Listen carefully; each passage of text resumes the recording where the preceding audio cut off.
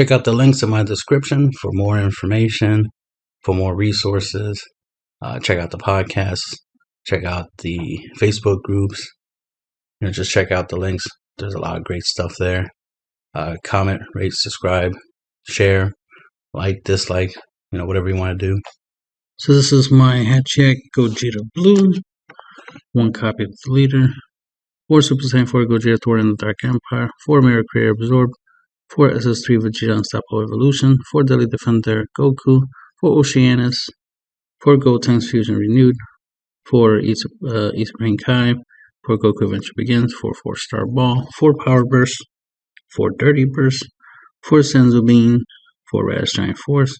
4 Majin Buu Unison. And 4 Gotenks Absolute Unison. So when I was at the regionals, Scott Dash, he was like, for me I should have used my blue Unison, blue Hatchhyack deck. And I was working on, obviously updating the decks like the blue Hatchhyack one. And I do like the defensive capabilities of the colored hatch decks. And I am partial to blue, so here we go. There's a new blue version. So of course I got thwarting, obviously really good offensive and defensive cards, as obviously good uses for it. The fact that when it attacks, the opponent gets rid of 2 cards from their hands and 2 from their field, helps you with hand and board control. It's triple attack, 35k, so it's going to apply a lot of pressure. And it's also a blocker, so at the end of the turn it'll restand. So that way you can use it to defend after you attack with it 3 times. And you can play for 4 energy by warping a Goku Xeno and a Vegeta Xeno from your drop. So here's the Goku and the Vegetas that we got for that. MicroRecords Absorb. Overwhelm 4 for 1 energy. Has Deflect. And has an auto that when it attacks, it gets 5k power for the duration of the turn. And it starts off with 30k. So of course, if you have at least a minimum 4 cards in your drop, when you overwhelm, then he'll become a 50k. We have a Supreme Kai combo with it, so that we can obviously use that as a win con. So that's a thing. Same thing as thwarting. Use the Supreme Kai, to finish your opponent off. We have Gogeta with Overwhelm 6, pay 2 black. When this card is played using Room, draw a card, then choose up to one of your opponent's better cards, ignoring barrier and send it to the warp. So this is just to give us some more barrier, barrier hate. And then we got, also we got Gotenks with his -3 ability to choose up to 2 of our opponent's battle cards, ignoring barrier, and place it at the bottom of the deck. So this is another card we have for barrier hate. So we got 8 cards in the deck that can deal with things that have barrier. Deadly Defender, it has barrier itself that comes in handy in certain situations, especially if you play against Cell. Because the Cell leader has the ability to pop a battle card every turn, and they try to take advantage of doing so. So having stuff with barrier is obviously useful against the Cell. We have and so obviously the barrier comes in handy in that regards. Then of course, while in rest mode during your opponent's turn, your opponent can't attack you later. They have to attack this card. Double checking. Yeah, can't attack leader cards. This is one of the cards you'll use to defend against unisons, like if you're going against Drip Cool or the cooler unison deck, or just in general, people trying to use unisons against you. This will be a way to help you defend yourself. Plus, against your opponent's leader. So this will force your opponent's leader and their unisons to have to attack this. Your leader your leader's permanent will help slow down your opponent's battle cards, obviously. This will help you deal with your opponent's leader in unison, and as long as you use the Goku Adventure Begins right with a 4-star ball engine, you'll be able to combo essentially to keep this in play. That's the idea, is to try to keep this out there long, so that way you can keep attacks away from your leader. And he's a Goku Xeno for the Gogeta, obviously. Oceanus, another card that can help you against unisons. In case your opponent is trying to play multiple unisons in a single turn, Oceanus comes in handy in that regards. She negates attacks. She's a blocker. She could potentially stop 2 attacks with that. You can obviously survive a turn. I mean, she was MVP at the event for me, that's for sure. She definitely was worth the money. I got so many extra turns just because of her. So I always ended up getting to like turn 6. So that was pretty cool, getting that far in the game. And if your opponent attacks, they will mill 4 cards, which is why I said that this is useful against unisons. Because of the fact that if they try to attack with multiple unisons, or try to attack multiple times, they'll have to mill every time. I nearly milled out 2 of my opponents just with Oceanus alone. Then we have Gotenks Fusion Renewed. Similar to Oceanus, negate an attack, but you have to send 3 cards from your drop, and then in order to negate an attack and play this card. And it's a blocker, so you can potentially stop 2 attacks for 3 energy.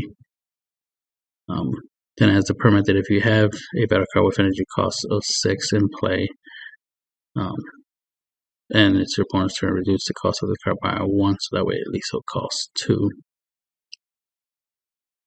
And then it has the auto that when this card attacks, place up to 3 black battle cards from your warp to your drop area, then choose up to 1 of your opponent's battle cards with energy cost 3 or less, and send it to warp. So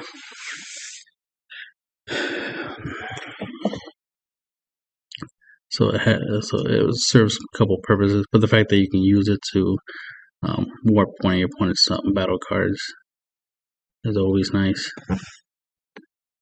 to keep the board, clear. Sorry. Then we got these MicroRecords to give you 10k in double strike. Obviously helps to do some early game damage, as well as to do some late game damage. We got Goku Adventure Begins, so we can use it to grab the 4-star balls and use them over and over again. Obviously, we use this as the discard fodder. We use this against hand control.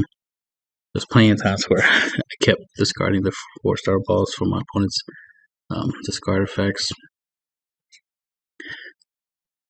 which is what I always like to do. Then Power Burst.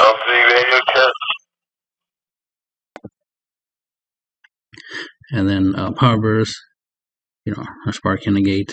If we have 5 or more cards in our drop, we can take from our life, add it to our hand in order to play this card for free. And this lets us grab a black battle card with energy cost 1 or less.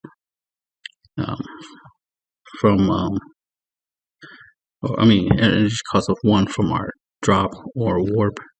And our main target for that is Goku Adventure Begins. 30 Burst. For 1 energy, you can negate an attack, or you pay 2 energy in order to use this card for its counterplay skill to let you draw a card, and then your opponent can't attack with battle cards 7 costs or higher for the rest of the turn. So this helps against the possibility of your opponent. This is definitely really good in case your opponent, because I had this scenario happen a couple times. I went up against like 2 black decks, and they had thwarting. So having Dirty Burst obviously comes in handy in case your opponent tries to play out their thwarting, their Gogeta. You can use this to prevent them from being able to attack with it, because obviously if it starts swinging, it'll start becoming a problem. So that's something to keep in mind. There's of course many other 8 drops to worry about. If you go against Cell has an 8-drop they like to swing with, and I've experienced that card swinging at me. First I thought it was a 6-drop, and then I realized, oh no, that's an 8-drop. So this obviously would be helpful in that regards. Obviously this could be used against a mirror creative absorber if somebody plays something like that. And just in general, it's just good against a whole bunch of potential 8-drop. But just as a 1 energy negates, it serves a purpose. Then we got the Senzu Bean. Obviously this would let us active battle, especially when a scenario where playing a counter attack would be a bad idea. Senzu Bean is a good option defensive wise. Obviously this is another card to be used to help us defend against unisons. For those who care for the whole unison thing, and if you struggle against unisons while playing Hatchhyack, well, this is a good build for dealing with unisons. Senzu Bean obviously can help you power up your leader. We don't awaken with this leader. The colored Hatchhyack decks, we typically don't awaken the leader because we're trying to charge blue energy, our energies as soon as possible. Our colored energy and play our colored cards. So it's more of a blue deck than it is a black deck, right? And of course, choose up to one of your cards and give it 5k power for the duration of the turn. Then untap 2 of your energy. We obviously like to use this, for example, on our Deadly Defender Goku. So we can turn him into a 20k for the duration of the turn, and then use the 4-star balls to combo to keep them on the field a little bit longer. So there's that combination. Of course, sometimes we just use it to bean our leader, especially if you have 2 Senzu Beans.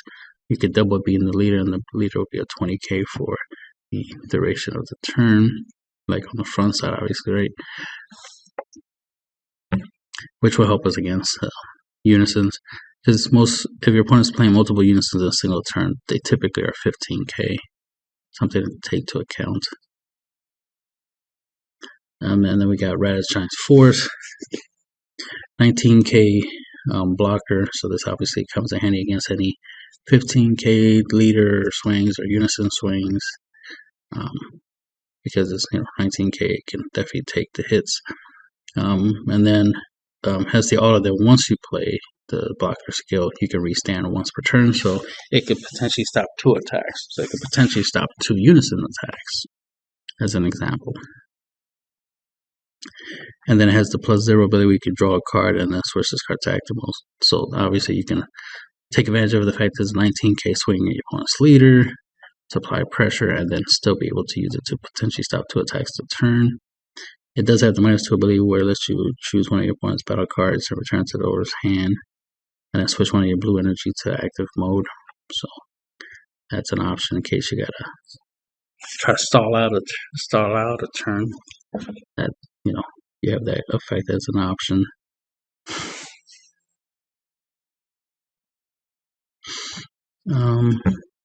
So it's a spot removal because if your opponent, let's say your opponent has the thwarting still in play, but they don't have materials in their drop in order to play it again, right? Then you can just use your Ratchet's Force -2, bounce it back to the hand, and now you don't have to worry about dealing with that on the following turn, right?